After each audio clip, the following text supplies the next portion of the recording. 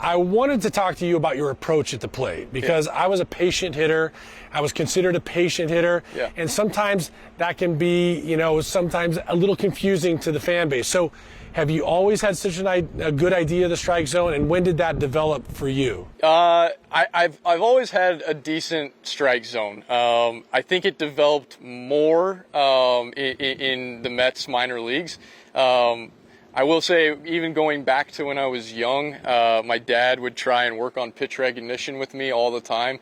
And so even when we were playing catch, he would throw me knuckleballs, he would throw me curveballs, he would throw me fastballs, and he would just try and have me tell him, what it was, just so that I got to the point where it was almost just reaction of hey, I know what that is and where it's going to go. But when I got into the Mets system, I'll tell you one thing that really helped me out, and I hated it at the time.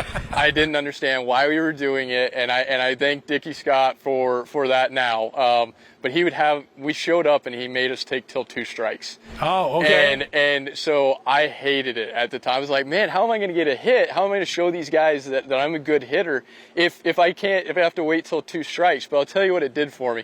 It made me take some pitches that I would have otherwise have swung at and not realize, oh, wow, that had late movement to it, and that ended up being a ball. I almost always took the first strike, and I would get people, including my father, like, what are you doing? Swing, that ball's right there. Yes. But for me, that was my ability to see something and then feel more comfortable in the at-bat. So sounds like some of that is also now for you. Switching ahead a little bit to last season especially, and I've seen it evolve over the last couple of seasons, but there were times, and I did a lot of breakdowns about it. First at bat, obviously you're very, very patient. Right. You give the guy something to see, give the pitcher some pitches. Yes. But after that, do you make a conscious decision when you walk up to the plate at times when you're going to be more aggressive? Because I saw you really attack early in the count last year and do some damage. You're exactly right. I have evolved as time has gone on, as I've gotten more at-bats in the big leagues, and understanding how guys work differently through different times through the order. I like to call it controlled aggression. I will go up there and I will be looking for certain pitches, and I will usually hone in on that pitch or that zone.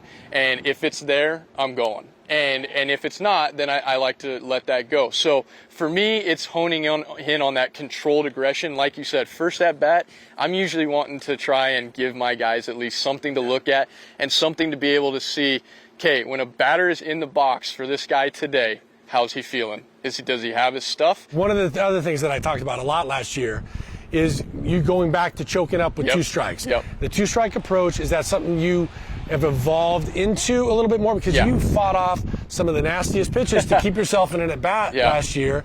And is that something that you had worked on with somebody, or is that something you just brought to the table again? It's something that I wanted to take more pride in, was striking out a little bit less. And you know who I saw do it was Joey Votto. Yeah. I saw Joey Votto. Joey does it. And I saw him, like, one at-bat just absolutely get halfway up the bat. And I thought, if Joey Votto can do that, if that's what he does, if he throws his pride to the side with 2 strikes and he says, I'm going to make this tough and I'm going to try and put the barrel on the ball, then I should do that. And also, he's a guy that I feel like I can look at a lot because his high on-base percentage, and he controls the zone really well.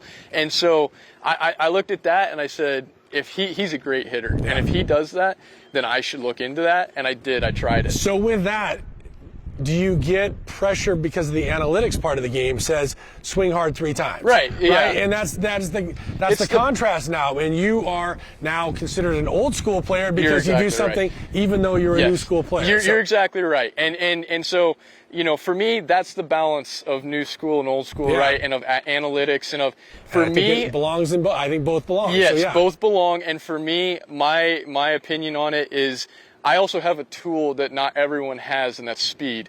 And so if I put the ball in play, there's a shot that I get on first base. And even if it's a ground ball, and even if it's just a little nubber or a little duck fart or something like that, then I can get on base and I can be able to score from first base. So for me, I don't have to hit a double every time. I'm a threat to score from first base. And I do understand where that other thinking comes from of, hey, you got 3 swings, go ahead and try and hit a home run, But for me, I know that if I put the ball in play, there's a chance I'm putting pressure on the defense that I will get on first base, even if it's by an error, even if it's by I just made them rush their throw and I got on first base. Well, now Pete can come up behind me or Francisco, and now if they hit a home run or a double, 1 or 2 runs. Look, I agree with that philosophy 100%, and I think that more guys ought to be trying to implement that philosophy. So last thing, left-handers. Yeah. Last year you were really good against left-handers, and it seemed like you had a lot of confidence. Is that from being given the ability to play more against left-handers, or is it something you did also working out here to have a better approach? Yeah, so two things to that. I got the privilege because of you guys. The media was able to get me to talk to Todd Helton last spring training, and I asked him. My former teammates, by the way. Oh yes, so you know, and I got to ask him how he was so successful against lefties his whole career. And he told me he got left-handed batting practice every single day, and that he thought it was really, really important to see it every day, to see it from that side. He said, I know, it's right and left. It doesn't seem like it should be that big of a difference, but it makes a big difference. So we got a left-handed BP guy. I started having him throw to me every day. Oh, wow. I started having him try and get me out. I said, throw sliders, throw change-ups, throw fast. It doesn't matter. And so we would literally in pregame, I would try and have him get me out. I would also have him angle off, because a lot of people are trying to create angles nowadays. And then during spring training, when I came in and Louis asked me, what do you want to play? What do you want to do? I said, Louis, I don't care when I play, but if there's a lefty on the mound, I want to face him. Yeah. And so I just tried to use spring as a time to get as many at-bats against lefties as possible, because as you know, the more experience you get, the more at-bats you get. Exactly. You get more confidence. And when so you stand in this box. That was a huge deal. And you can ask David Peterson. I wore him out last year. Anytime that he was on the mound, you go and ask him, he'll be like, oh, he wore me out. He was out there every day, to the point where our pitching coach asked me to not step in, because he's like, he's going to be facing righties most of the time. So I tried to, at every chance last spring training, face lefties and get more comfortable and get that confidence you were talking about.